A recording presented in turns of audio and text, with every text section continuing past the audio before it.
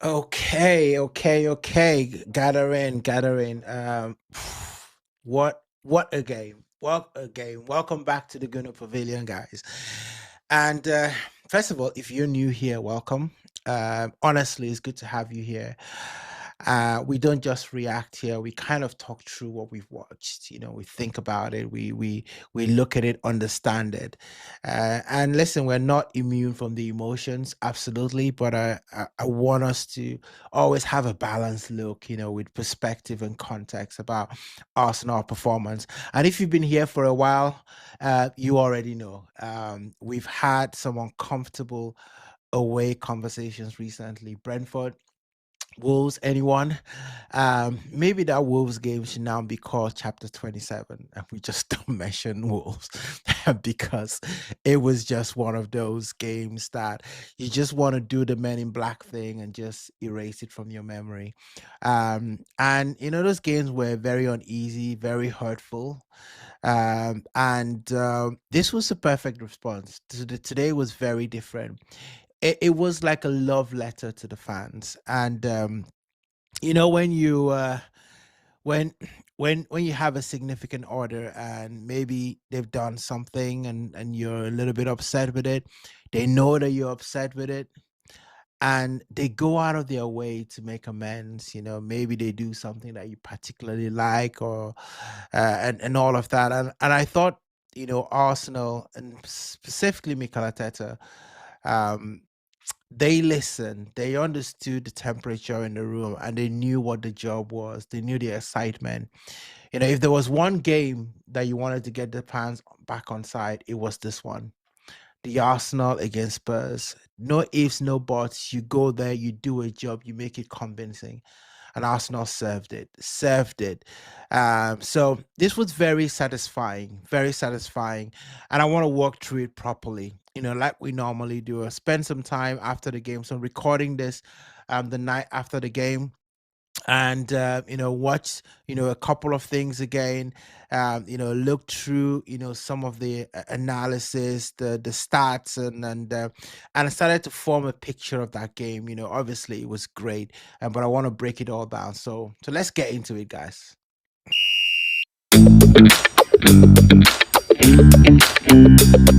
Okay, so we always do our three ups and three downs, but today I also wanted to just look at the game a little bit more, and it was very satisfying. And I really loved doing this one because it was the North London derby, guys, and it's against Spurs, so you want to give it a bit of attention.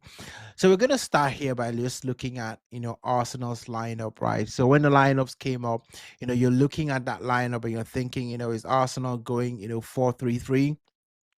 In terms of how we tend to play. But this one looked a little bit more, like a 4-2-3-1, system, with Eze sitting just at the tip of that real number 10 position, not playing the Odegaard position that is usually, on the right hand side. And I'll show you, the stats on the map, that kind of showed that he was doing that 10 position a lot more in this game. And I think that's the lineup, that's the position that really suits Eze in terms of what he's able to do, where he's closer, to the goal, closer to the attack, and he can do something. And listen, when you look at that, you start to understand, where Arsenal had a lot of overloads in this game, and how that affected Spurs' right defensive side. So this is where it really gets interesting. So if you look at this, map here, and with all the arrows going through, you can kind of see Eze, drifting inside, and drifting inside. Trossard is a little bit more wide, for him, but Eze, is really drifting, inside, left to the center. Gyökeres also leaning left, and what that does is that it actually created a lot of problem with Dragusin, which was really good because Gyökeres wanted to avoid Van der Ven. He's the best defender there, and what he did was drift a lot more to Dragusin, and that really helped. And then you've got Nkapie, just stepping into that midfield. So it's not something that I particularly enjoy seeing him doing, but he was good today. He played well. And then Rice just sitting centrally as well. So I think it was very deliberate in the tactics. And it's kind of interesting, Mikel Arteta was talking about in his post conference and was saying, now I know what to do to get the best out of him. Could see that he wanted to prove something. He was upset, even with me, because I didn't play him the other day from the beginning, and some of the decisions that I made. And I start to understand how we're going to get the best out of him now. Best out of him, because I think it hasn't been a question of quality with Eze, and I'm probably one of those biggest Eze's proponent, but I just felt like it was more about just getting the best out of a really, really talented player, and I think we saw why today. So, and if you're watching that game and thinking to yourself, well, it felt like Spurs really couldn't get out well, this is why. So let's look at this first half short map, and you kind of look at what's going on here now. Opta analysts, sort of, they had the stats that Arsenal had 29 touches in Spurs box, and Spurs had 1 touch in ours. I mean, that's really saying a lot, right? It's talking about suffocation that we always talk about with Arsenal in terms of what Arsenal does, but we took it to just a different level. Now look at this Opta's graph around action areas. Look at the left third of this page, right? So 55% of Spurs touches happened in their own defensive half. So Arsenal were pinning them down, which is exactly how we want to be playing these games, as we go into this stretch. And when you pin a team down, especially away from home, you're doing something well. You're having the right kind of game state management in this game. And listen, Spurs, had their moments. And it's something that we've been talking about, and someone pulled up a stat on social media about the fact that Arsenal concede in the first 10 minutes after they scored a goal. Clearly, that's something that we need to get rid of. And, we did that again. I'm not quite sure what Rice was doing, in this graphic here. He was turning, himself towards the goal, and if anything, right, you want to be turning away from the goal, so that you're getting to that touchline, because the touchline can hurt you. What can hurt you if you lose the ball going towards your box, and that's exactly what happened. So Rice loses the ball and Colomwani does the rest. So Spurs had their moments, and you want to give them, credit for that. Now let's look at this here. I really love this, right? We had a lot of good vertical passes, and as much as Timber, for me, I just felt that this is always one game too much, and I'm really happy with Mosquera coming in, because we're just talking about it. Timber is not himself, and I don't know what it is. But I just feel like he needs to be given a breather. Listen, he's going to be part of this team. He's clearly a very good footballer, and we've got so many more games that he can play in. But I think, he's just a little bit jaded. I think Mosquera can come in and do a job, and he came in and he was absolutely brilliant. Honestly, I was saying that he brought my blood pressure levels, significantly lower when he came, made some good tackles, as well. But this is the one thing that you can kind of argue as to why Timber, is in this game. Now look at this graphic here. Look at this freeze frame, right? Look at this vertical pass, and I say that this pass here, it's all about Timber recognizing what's happening. Look at the Spurs players. Look at how many players are there. 1, 2, 3, 4, 5 players just marking an empty part of the pitch. Now, someone always say that the pitch doesn't score goals, and this is so true in this graphic. And you're kind of looking at that, and one pass from Timber, going towards Gyökeres completely takes them out of the game.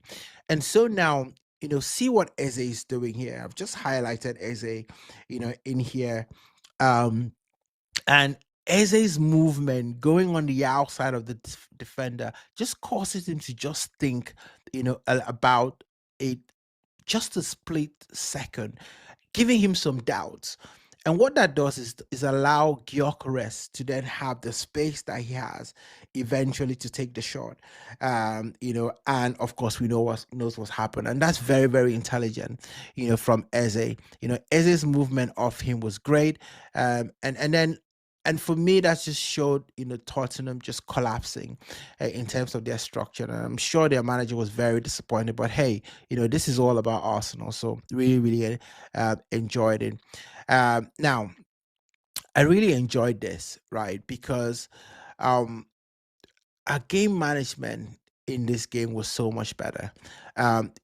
Our fullbacks, were slightly a bit deeper, especially when Mosquera came into the game, and Rice and Bimendi were a little bit closer together, which is good. When Odegaard came, he sort of stabilized possession, especially in that last, sort of 15 minutes of the game. Spurs had about nearly 70 possession in the final 15 minutes. 70. It wasn't exactly 70, but it was 60 something. But it didn't turn it into real danger. And that for me is growth. That's maturity. We weren't looking like it was chaotic. And hey, we got to talk about, the fact that, we had the moment that Richarlison almost scored. Richarlison denied. More fabulous reflexes by David Raya. And three Arsenal players were sort of surrounding him. That's something that, we need to cut out. But guys, let's go into our 3 ups and 3 downs. I know this one might be a long one, but it is Spurs, right? So it kind of deserves it.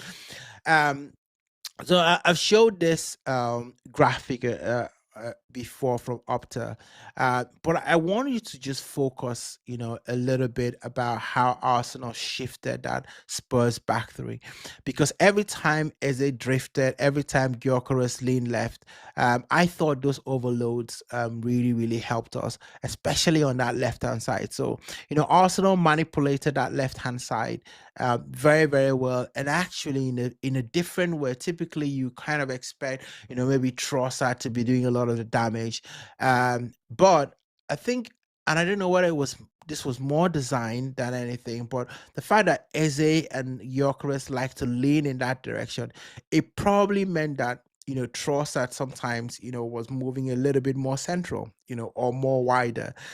Either the case, I thought that, we handled that well. And left-hand side is one part of the pitch that we can get a lot of balance with, especially with what Bukayo Saka does on the right-hand side. Second up for me, guys, rest defense in this game was really, really good. Now, I don't want to exaggerate because he wasn't perfect, and Spurs scored, and they had moments in the game. But when I just compare, Gabriel, Saliba, Rice, and Subimendi, that triangle and how close they were together, especially in that central areas. Because remember, when you look at the lineup from Spurs, they had 5 players playing in there. And I thought Paulina was actually going to play in the midfield. Instead, he was almost playing, as one of the back threes. And then you had, Spurs fullbacks, really coming into that defense. So it was a really compact middle. And it was important that, Arsenal were resolute and robust to ensure that we weren't getting punched, through the middle. And Gabriel and Saliba being very narrow, certainly did that. At Wolves, we're so stretched in that game, but it is an improvement. I don't think we're all the way there. I think we're improvement. Probably talks about this earlier on, the verticality with purpose. The fact that this is our 3rd up for me. I think that every time that we went forward and we had those vertical passes, which we had a lot more in this game, I really, really liked it. Eze was great. Saka, he was very good until I thought he was good overall. Honestly, I thought Saka was and very important. You could see that he's an important player for the Arsenal team, and he did very well. So I thought this was very synchronized aggression from Arsenal, and so fair play to him. Now, how we always like to do this, areas to improve. So I'm not going to spend a lot of time here, but listen, we still had 7 block shots. So for me, I want to get back to that, time in the season when we just weren't conceding shots. Now, I do accept that we're getting into the business end of the season. So it's almost unlikely that that would be the case, but it just gives a little bit of comfort, guys. Don't you agree? Okay, so post halftime, organization, Spurs had their moment. Clearly, they were going to have a reaction after what seemed like a first half that it was all about Arsenal. And yes, we should kill those things off, but I'm not going to be overly too critical with them, and I don't want to highlight specific players or anything like that. But Timber and Nkapia, were isolated, a few times. Again, this is really nitpicking, right? I'm way too happy to be nitpicking, on what was a a great performance, I would say, not just away from home, but, considering the context and how we arrived into this game. I thought Arsenal did well. You know, guys, just closing, right? When you think about this game, what was different? Wolves and Brentford, it felt like Arsenal were chasing. And it's all about game state, just understanding that. And I think that this game, we were a little bit more calm, we were a little bit more controlled, and that's what's going to be important, right? For me, I don't think that it's which team has the most moments. I think it's going to be the team that manages the chaos much better, and I still think that Arsenal have the ingredients to be able to do that. You still watch Man City's game, and it always feels a little bit chaotic, and which is why I think that they are probably going to drop some points as we go along. But let's see. Yeah, I think it was important that we showed growth. I think it was important that we had a response, and we did exactly that in this game. Listen, this is the type of performance that changes the narrative, and now we've got some time before Chelsea game, so we can relax, we can rest, help the players to decompress. And it's 10 games now, 10 games into before the season for us to get to where we want. Listen, it was never going to be easy. Man City were not going to go away. But if we want to take this title, we've got to do it with everything on our own. Go to the Etihad if need be and get a result. So guys, if you're new here, hit that subscribe button, hit the like button as well. I love to do this, especially when we do breakdowns like this. And we'll be previewing the Arsenal versus Chelsea game. I'm hoping that I can go to that game, as well. And for those of you that are returning, you already know. Much appreciated for all of you as well. So drop your thoughts below in the comment section. What did you see differently in this game? Hey, when I do the watch again, I'm probably going to see some other things, but I thought that this was very, very satisfying. I thought this was well done to Arsenal. Well done to Mikel Arteta. Only one thing I would say, Mikel Arteta, what are we going to do to get Norgard on the pitch? If you feel that way as well, put it in the comment section, and I'll see you in the next one.